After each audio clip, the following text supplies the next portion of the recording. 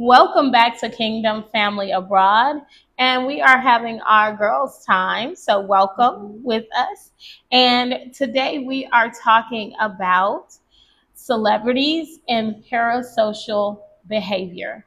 This is a very serious topic, but it definitely needs to be discussed, Yeah. right? So, recently, Rihanna on March the 8th um, was at home in Los Angeles, and the singer was inside during an incident, but luckily no injuries were reported. There was a lady named Ivana Lisette Ortiz, 35, who was arrested on March the 8th for allegedly firing multiple shots from an AR-15 style rifle at Rihanna's Los Angeles home. Okay. And Ortiz was booked on suspicion of attempted unaliving and held on over $10 million bail. The incident, the suspect, she drove a white Tesla to the home and fired several rounds, with at least four of the shots striking her home. And Ivana is of Florida was taken into custody shortly after in Sherman Oaks. And investigators are probing the suspect's social media, which includes erratic videos mentioning the singer. And tweets, yeah. And Rihanna was home but unharmed during the attack. Yes, so she is facing serious charges, including attempted unaliving. And so, yes, we are talking about parasocial relationships. And for those of you that don't know what that is, it is a one sided psychological bond where the media consumers invest emotional energy, time, and invest into media figures. And that celebrity has no idea who they are. Yeah, so it's celebrities, influencers, I'm sure characters, content creators who are unaware of their existence. And while often harmless, improving and providing comfort, companionship, and social connections, these can become obsessive, disruptive to real life relationships and mental well being, particularly if they become overly intense or delusional. So, speaking of delusional, what recently happened on a podcast? Tell us about it. Recently, there was a man, his name is Kendall Demoche, I think. I'm not sure how to pronounce his last name, but he recently went to the Keke Palmer event, where is I think she is called Baby This Is Keke Palmer. And he went to the stage, got down on one knee, and proposed. And Keke was obviously taken aback, but she said, "Is this a joke?" Because Right. she doesn't She know thought the person she might at all. have been being It pranked. was probably a prank, Right. But he stayed on one knee. Oh no! And yes, stayed on one knee, and other people were like, "Move, stop, stop doing that." Like the crowd is saying, like, "Hey, stop!" And to him, and he turns around and says, "She wants to say yes. She wants to say yes," and that kind of sent Keke. She would you can kind of see like the shock in her and face the of concern. how but other people who were viewing this and on the media are saying, why didn't the co-host security why didn't the security step in as soon as he hit the what is that called, the stage? That they should have been off this. They should have been up and out. Yeah, because it could have escalated. He could have reached and out, the space grabbed between something. Yeah, him and her were not that far apart. For him to be able to get that close to her, that's a problem. I feel like security should have, both security from the event and her personal security should have stepped in when they saw where it was going. Well, even the co-host didn't seem to be concerned. I think her response allegedly was, "I wish I had more proposals like that." I think when you're in the situation with a man and you don't know who they are and you don't know what they can do, you you try to liven up the mood a little bit to kind of break the situation. But it was definitely very uncomfortable to see. Right. To me, the co-host didn't seem concerned, and maybe she just didn't see it as concerning. Maybe that's not the way she processed it. I personally can attest to the challenge of those type relationship situations.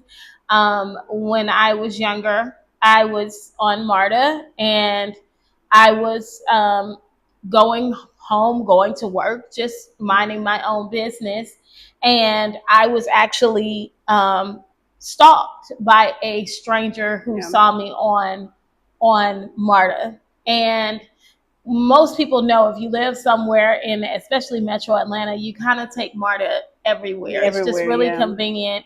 And Especially back Atlanta then. traffic is so bad, and it's Yeah. still bad because it was before Uber and Lyft. Mm-hmm. So that was the only transportation you had in Atlanta Yeah. outside of driving yourself everywhere. Mm-hmm. And I remember I was headed to school, I was headed to college, and I just noticed that this person was following me. And I notified the police at the MARTA. Shout out to them. They're awesome and amazing, wonderful, because they did take it seriously. Yeah. And I do think that it is parasocial behavior. It's something that we kind of minimalize, maybe because it's like especially when it happened to me, it was difficult for people to understand that this was a stranger. Even whenever it ended up going to court. It got really out of hand. But thank God I'm fine. But what ended up happening was, even when we went to court about it, it was constantly brought up. Do you know this person? Do you know this person? And it's like, no, I don't know this person. And so like, I how many think times can you say yeah, that? Like, no is no. and then it becomes, well, I don't really believe you. And you were 911 officer.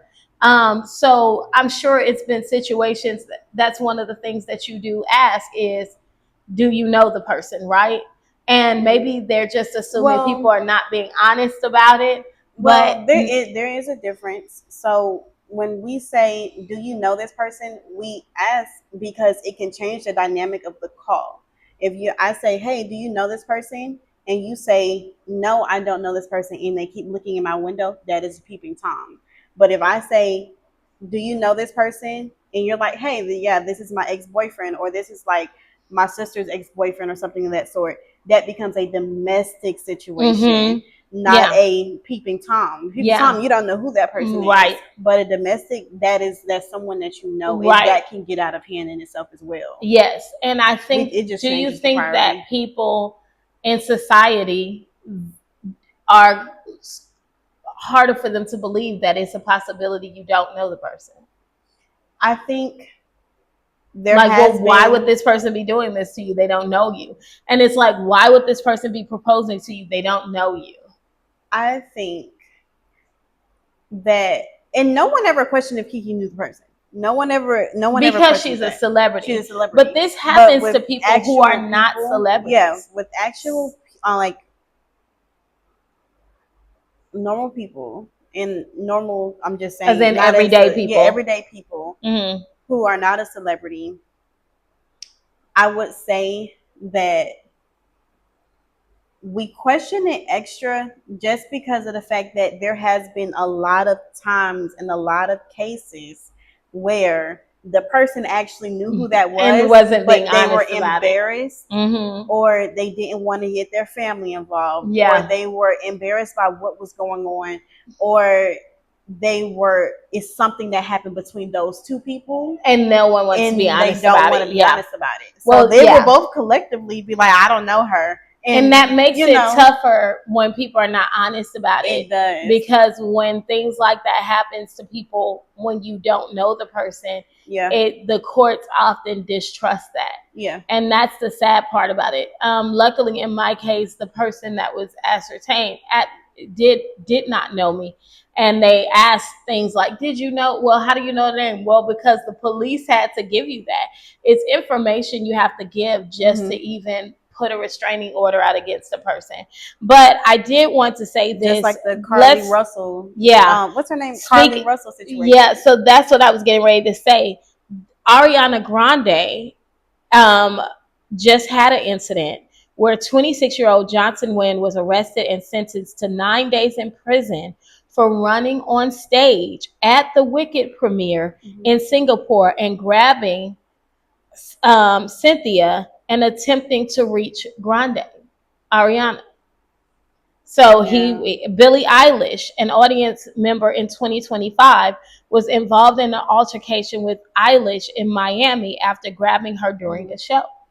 We have to remember that although they are a celebrity, they're still their own person. Yeah, See their show, and there's a lot of people they who still are like have family. they have Rihanna has family, they have kids. kids. Like you have to remember that they were still a person with their Hmm. own part. Like you don't want somebody else running up on you. You don't Yeah, want someone else grabbing on you, yeah, and that's why they set up the space outside for y'all to gather around, so they can you can take pictures with them, you can talk to them, they're interacting with you, so that when you get in there, you can just let them do what they're supposed to do, which is perform, yeah, which is to sing, which is to rap, which is to hmm, talk to you about the movie they're coming out with. yeah. They want to show you what they've been creating, But not be a is part of a parasocial situation. relationships a mental disorder? Would be the question. Is there It some level becomes of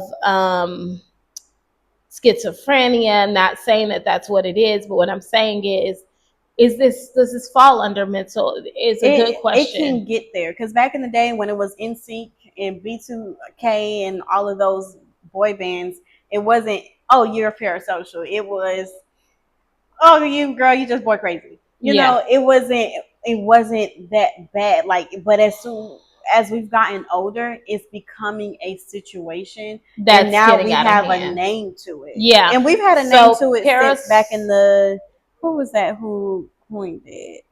well, parasocial relationships are not inherently a mental illness. They are one-sided psychological bonds with media figures and that are common and often provide that comfort, inspiration, Mm-hmm. and reduce loneliness. So they only become problematic or suggest underlying mental health issues when they become obsessive, cause distress, or replace real life relationships. Right. So when the relationship interferes with work, school, and personal life, that's that's when the line. But thank you guys for watching. Mm-hmm. Um, if you keep things in perspective, get counseling if this is something you're struggling with, or anyone Yeah. that you know of that's struggling with this, because it definitely can affect Yeah. people. And it's become a modern joke. Like I love watching Agent and Emily, but Hmm. under the comments you'll be like, this is kind of feeding into my parasocial. Like we see it as a joke, but some people are taking it very seriously. So please, Yes, y'all, and check it's on a your lot of people. people who have passed because of it. Yes, John it Lennon, is. Rebecca Schaefer, Selena, Selena, yeah, Christina yeah, Grimmie, Dimebag Daryl, all of these people were unalive because hmm of parasocial relationships. yes. So thank you guys for watching. Click like, subscribe, and follow for more.